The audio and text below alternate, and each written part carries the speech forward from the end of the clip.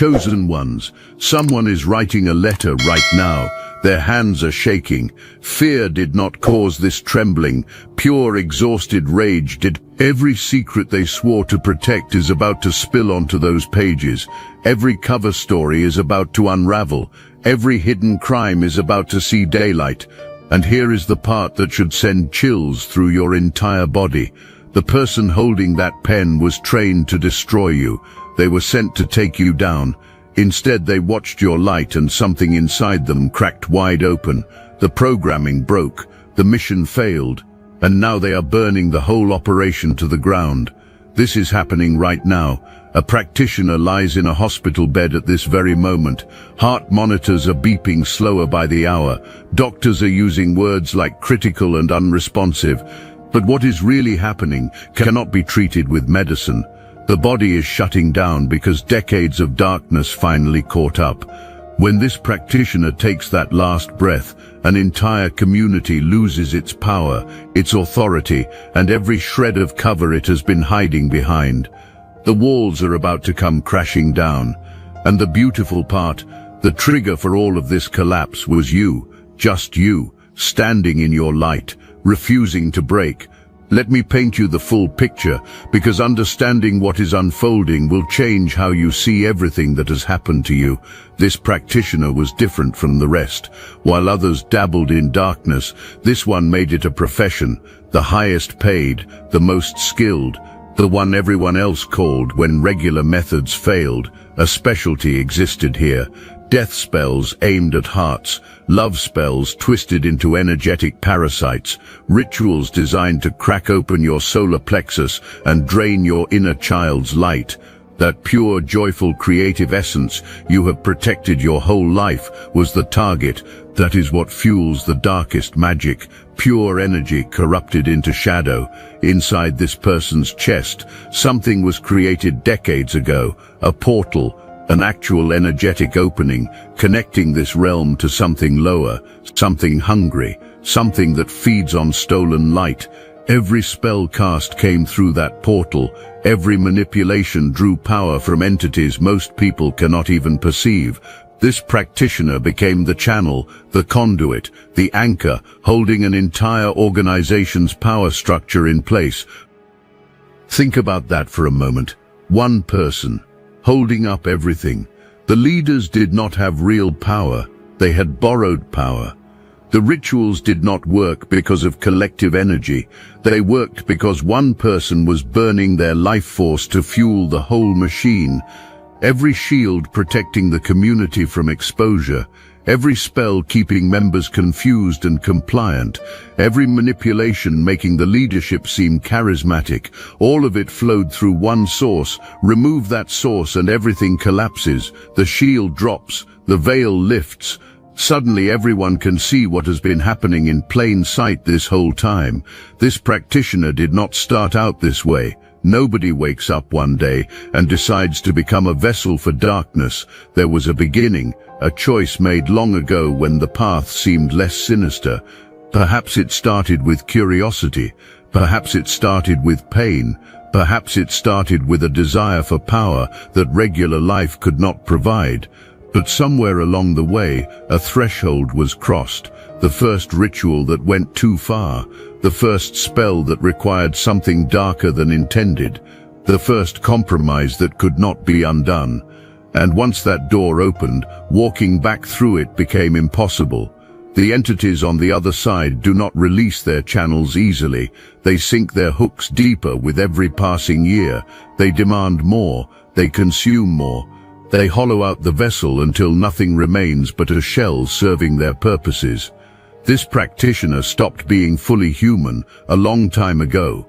What lies in that hospital bed now is the remnant, the burned-out husk of someone who traded everything for power and is now paying the final price. Now here is where your story enters. Because you were specifically targeted, hard. Someone studied your joy and tried to weaponize it. Someone investigated your childhood looking for trauma doors that could be pried open. Someone examined how you broke karmic cycles because trapping you in new ones became the goal. Someone obsessed over your healing journey, watching you transmute pain into power, desperate to understand how to reverse it. Someone documented how you loved yourself, trying to crack the code of your protection. Then everything was sent at you: death spells, dream manipulation, energetic attacks designed to weaken your heart, curses meant to drain your life force while you slept. Every single one bounced back, every single one. The practitioner could not understand it. How was someone this protected? How did nothing work? The obsession grew. Bigger spells were tried, darker rituals, more powerful curses. Each one bounced back harder than the last. And here is the divine comedy playing out in that hospital room right now. The accumulated blowback of years of failed attacks against you is exactly what is killing them. Heart attacks were sent your way. Your protection returned them. Life force was targeted for draining. The energy reversed course and drained the practitioner instead. Attempts were made to close your heart with fear. Instead, the practitioner's own heart is giving out. This is karma in real time. This is what happens when darkness attacks someone. The universe is marked as untouchable. The failure does not just mean trying again later. The failure means taking the hit yourself. Do you understand the magnitude of what your existence represents? The practitioner spent decades perfecting the art of destruction.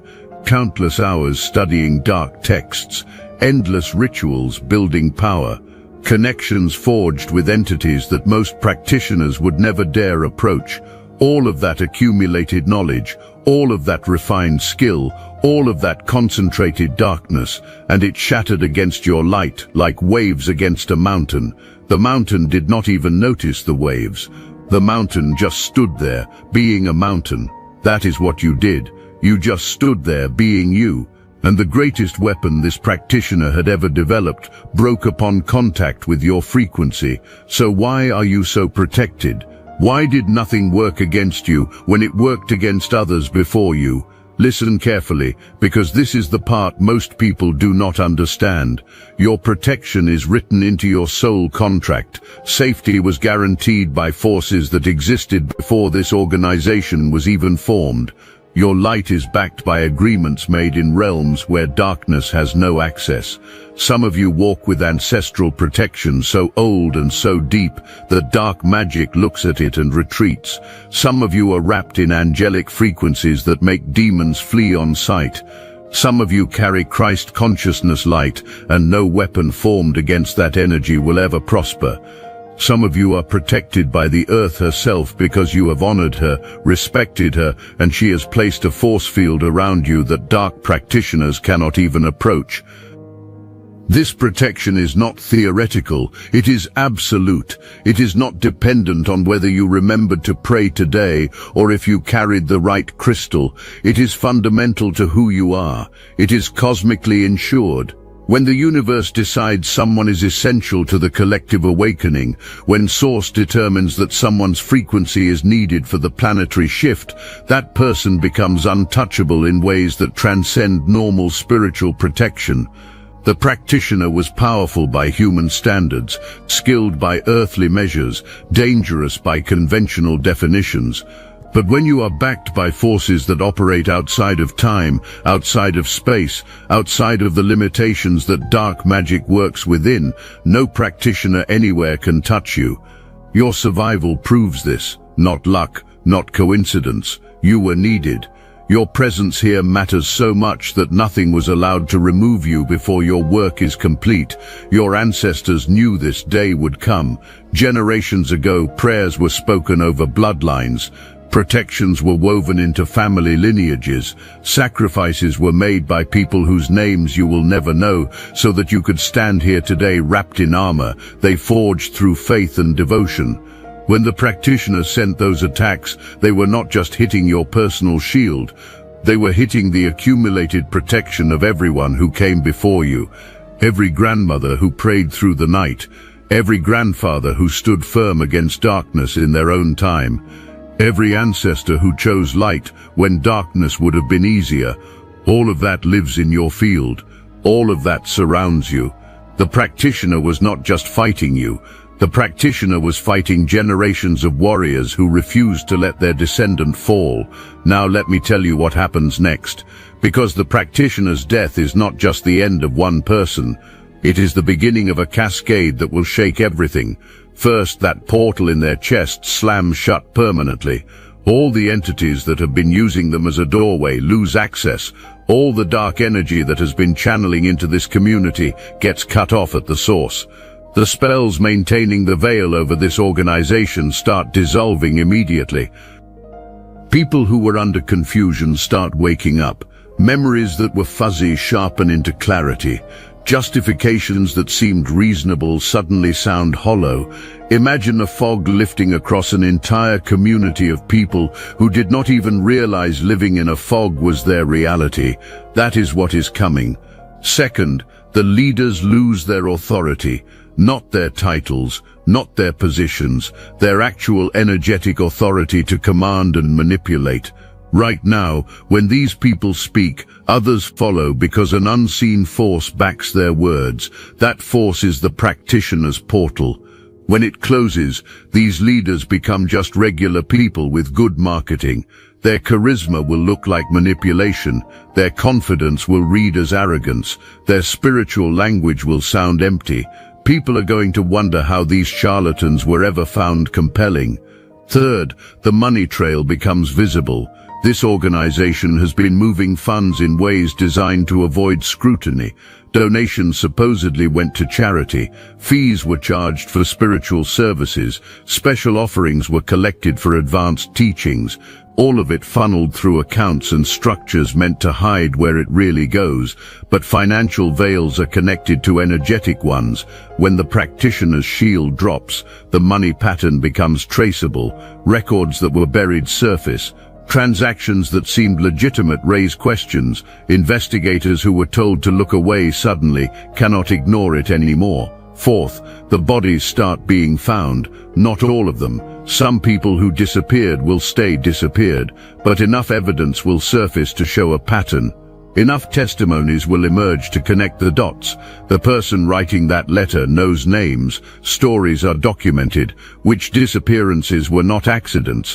Which deaths were actually murders dressed up as natural causes.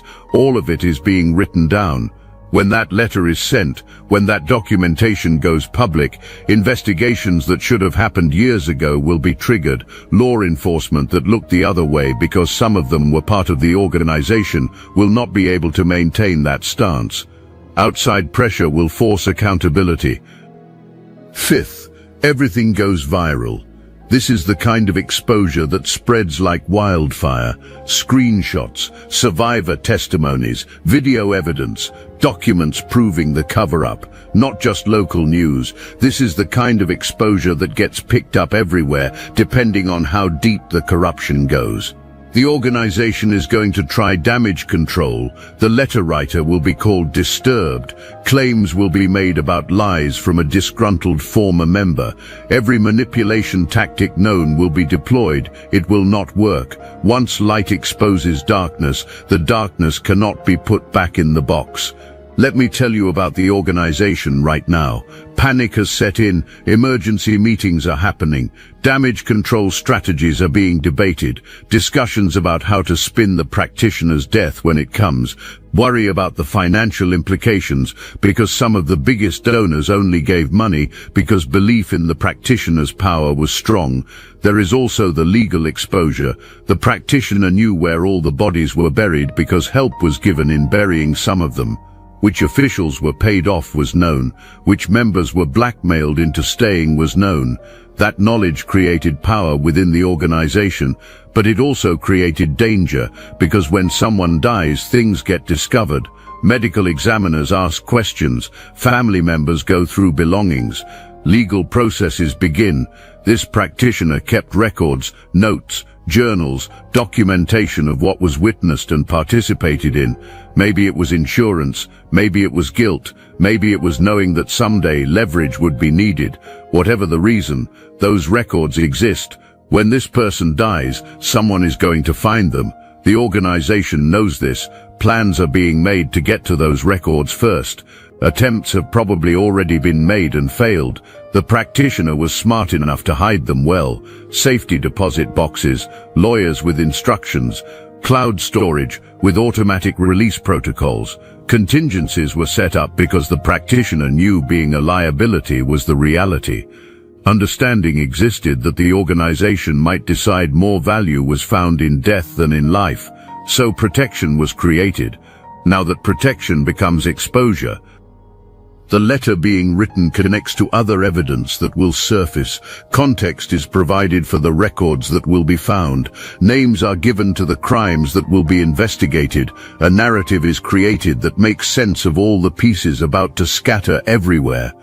The organization has tried to find a replacement. Frantic attempts have been made to identify someone who could step into the practitioner's role, but the requirements are too specific, too rare. The combination of natural ability, willingness to embrace complete darkness, and total absence of moral restraint does not exist in most people. Candidates have been tested, all have failed. Some could not open the portal, some opened it but could not maintain it. Some looked into what was required and ran. The practitioner was not just skilled, the practitioner was unique. A perfect storm of circumstances created this person. Replicating that storm is impossible on command. The organization is facing the reality that their power source cannot be replaced. Their entire model depended on one irreplaceable person, and that person is dying. You need to understand the scale of this. The practitioner had connections to other groups. People were trained who went on to start their own operations. Techniques were shared with practitioners in other regions. When this person's crimes are exposed, a domino effect begins. Other organizations come under scrutiny. Other practitioners get investigated. Other communities start questioning their leadership. All of it traces back to you. All of it connects to your refusal to be broken. Dani stems from your light being too strong to extinguish. The community that is about to lose everything has no idea how dependent existence was on one person. The rank-and-file members think the organization's power comes from the collective. Belief exists that the rituals work because everyone participates. The truth is not known. That one person has been holding up the entire structure is hidden. That the authority felt from leaders was actually borrowed from the practitioner is obscured. That the spiritual experiences during rituals were manufactured through the practitioner's portal is concealed. When that portal closes, when that power source dies, those people are going to feel it immediately, the spiritual equivalent of the power going out. One moment there is this sense of connection and energy and presence. The next moment there is just emptiness, silence, a hollow feeling where something used to be. People are going to look at each other wondering what happened. Why does this not work anymore? Why do I feel nothing? What changed? The leaders are going to try to maintain the illusion. The same rituals will be performed, the same words spoken, the same motions gone through, but it will not hit the same way. The energy will not be there. The presence will not manifest. Some leaders will blame the members. Claims about weakened faith, claims about lacking commitment. Scapegoats will be created and fingers pointed to distract from the real problem. But people who have been in the organization for years will remember how things used to feel. Something fundamental has changed, and this will be known. Eventually, someone will make the connection to the practitioner's death. That is when the questions get dangerous. If the practitioner's death caused this loss of power, what does that say about where the power was really coming from? If everything worked because of one person, was any of it real? Were people just being manipulated? Was energy just being fed to one person who was using everyone? The cognitive dissonance is going to break some minds. Entire identities were built around being part of this powerful spiritual community. Finding out it was all built on deception destroys sense of self, but that destruction is necessary. Sometimes you have to tear down a false identity to discover your true one. Sometimes you have to lose the fake power to find your real power. Sometimes you have to watch the empire crumble to realize the empire was never needed. Freedom always existed. Being trapped in a cage that looked like a castle was just the illusion. The practitioner's death is going to free people who do not even know imprisonment is their state. People who do not even know sleep is their state are going to wake up. Spells that people did not know were cast on them are going to break. Yes, it will be painful. Yes, it will be chaotic. Yes, it will feel like their whole world is ending. But that is because their whole world needs to end. A world built on lies and manipulation and stolen light deserves to end. And it is ending now. Here is what else happens when a practitioner of this level dies. Everyone ever touched energetically by this person is affected. Every person a spell was cast on, every individual who was cursed, every soul attempts were made to manipulate. A massive energetic release occurs. All the spells cast start to unravel. All the cords attached start to dissolve. All the hooks placed in fields start to withdraw. Dreams might become clearer. Energy might be felt moving in your body that has been stuck for years. Sudden realizations might come about past situations that never made sense before.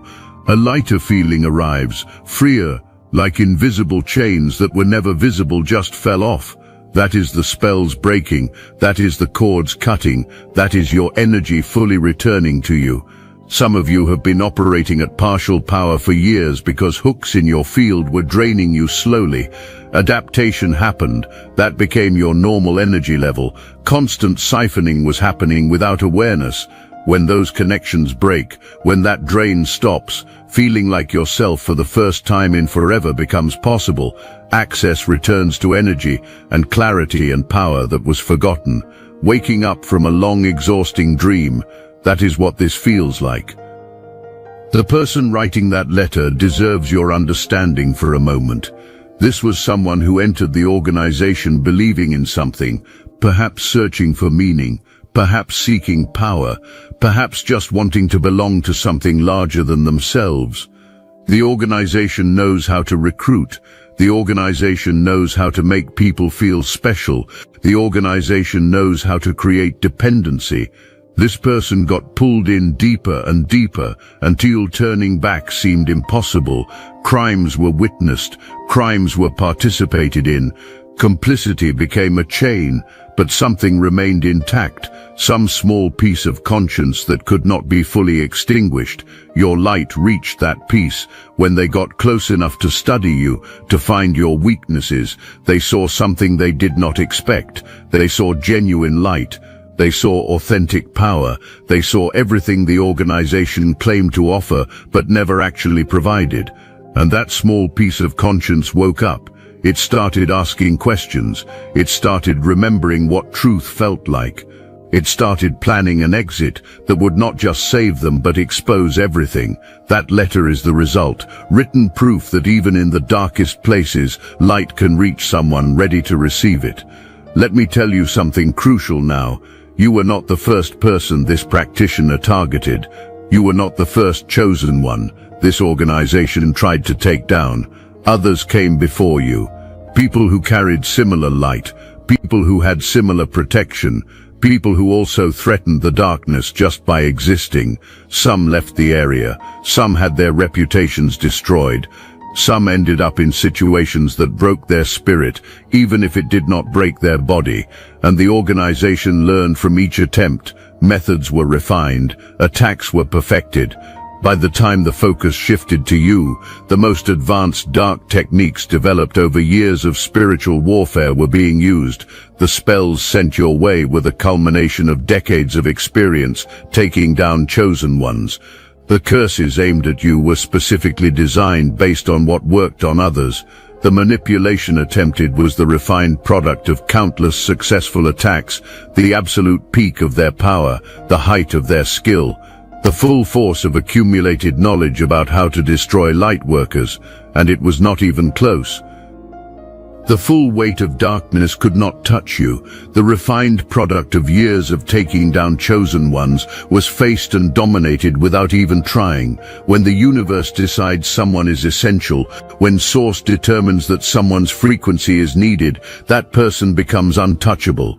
You are not just protected, you are fundamentally necessary to the plan. You are not just guarded, you are essential to the timeline shift happening right now on this planet. The practitioner learned this the hard way. The organization is learning this now. Every dark practitioner watching this unfold is learning it too.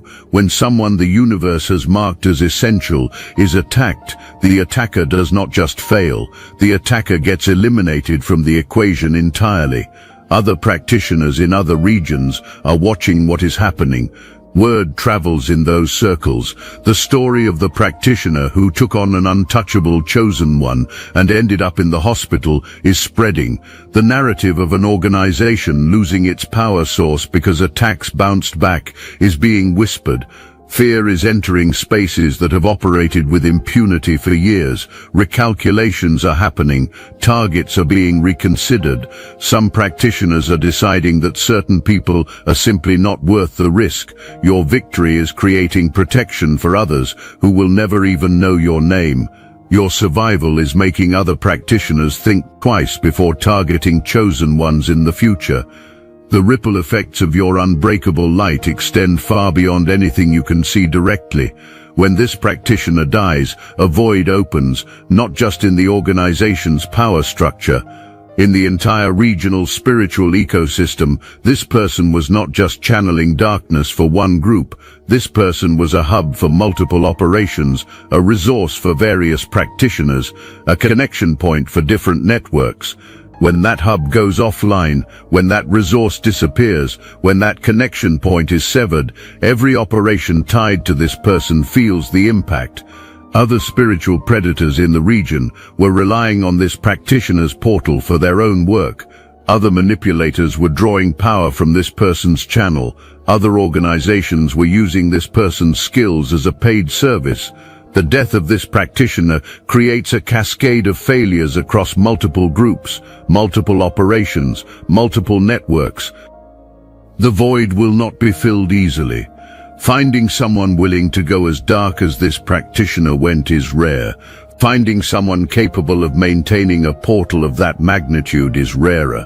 Finding someone with both the willingness and the ability who also has no moral boundaries. That combination is nearly impossible. The organization knows this. The connected networks know this. Panic is already setting in at what is coming, and there is nothing anyone can do to stop it. Some members of the organization are already quietly making their own exit plans. The smarter ones can read the situation. The ones who joined for power are calculating whether staying is worth the risk. The ones who have their own secrets are wondering if those secrets will surface in the exposure. Side conversations are happening. Private meetings between members who trust each other. Discussions about what to do when everything falls apart. Some are planning to disappear. Some are planning to cooperate with investigators to save themselves. Some are planning to deny everything and hope their involvement cannot be proven. The unity that held the organization together is fracturing from within. Trust is dissolving, alliances are shifting, the rats are preparing to flee the sinking ship, and the ship is definitely sinking. So here is what happens next for you. With the practitioner dying, with the hooks dissolving, with the drain stopping, a level of power approaches that has not been experienced before, not because something new is being gained, because everything that was taken is finally returning, everything that was blocked, everything that was suppressed, remembering who existed before the attack started, accessing abilities that were dormant while under siege, shining at a frequency that could not be reached while actively being targeted. This is the next chapter, not survival, thriving, not defense, creation, not protection, expansion, expansion.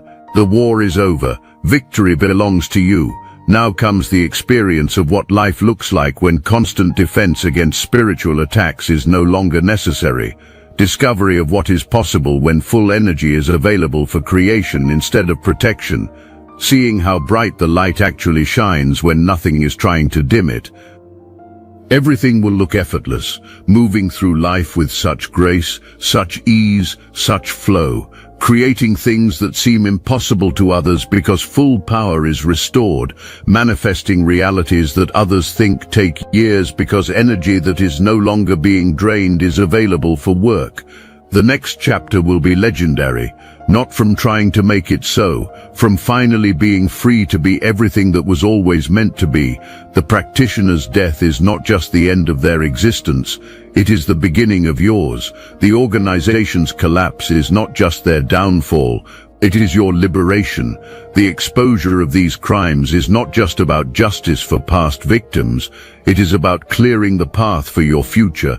Everything happening right now is happening to set you free in ways freedom has not been experienced in years, maybe in your entire life.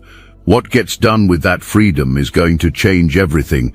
The organization's collapse is going to be messy and public and uncomfortable to watch, but it is necessary. These operations rely on secrecy and shadows to survive. Exposure is fatal. Once the light gets in, once people see what has really been happening, recovery becomes impossible. Rebranding might happen, relocating might happen, the name and structure might change, but the core group of leaders and practitioners who knew what was being done are finished. Reputations destroyed, spiritual authority revoked, ability to manipulate people gone.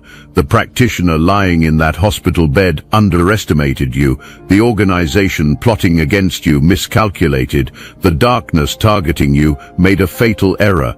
Assumptions were made that power comes from external sources, from rituals and spells and entities and portals. What was not understood is that real power is internal. True protection comes from alignment with source. Genuine authority comes from integrity and authenticity. Everything was built on a foundation of stolen light, and now the learning is happening about what occurs when standing on something that was never yours to take. On the other hand, a foundation was built on truth, on healing, on choosing light, even when darkness seemed easier, on protecting your inner child, even when the world said to grow up and get hard, on maintaining joy, even when circumstances suggested misery, on loving yourself, even when everyone around you said not enough. That foundation is unshakable. That foundation is eternal. That foundation cannot be taken or destroyed by external forces. So when the practitioner dies, when the organization falls, when the community scatters, standing exactly where standing has always been remains possible, grounded in truth, centered in power, glowing with light, untouched by the chaos surrounding everything else. People are going to wonder how such calm was maintained, such stability, such peace in the middle of the storm. Some lessons people have to learn themselves. Some wisdom cannot be taught. It has to be lived. The death of this practitioner marks the end of an era of darkness, masquerading as light. The fall of this organization represents the beginning of real accountability in spiritual spaces. The exposure of these crimes is going to make other corrupt practitioners think twice before targeting chosen ones, because what happens when someone the universe has marked as protected is attacked will be seen, crumbling empires will be watched, understanding will develop that attacking light carries consequences that cannot be escaped. Living proof exists now that protection is real, that divine backing is not metaphorical, that chosen ones are untouchable when alignment is maintained. The practitioner is dying not because curses were sent back, not because fighting happened, but because the universe does not tolerate sustained attacks on those who carry light for the collective. Random existence is not the reality. Being a beacon is the reality. Being an anchor point is the reality. Being essential to the shift happening on this planet is the reality. Anything that tries to extinguish gets extinguished instead. This is the final lesson the organization is learning. Building power by stealing it does not work. Creating authority by manipulating people does not work. Maintaining cover by hiding in shadows does not work.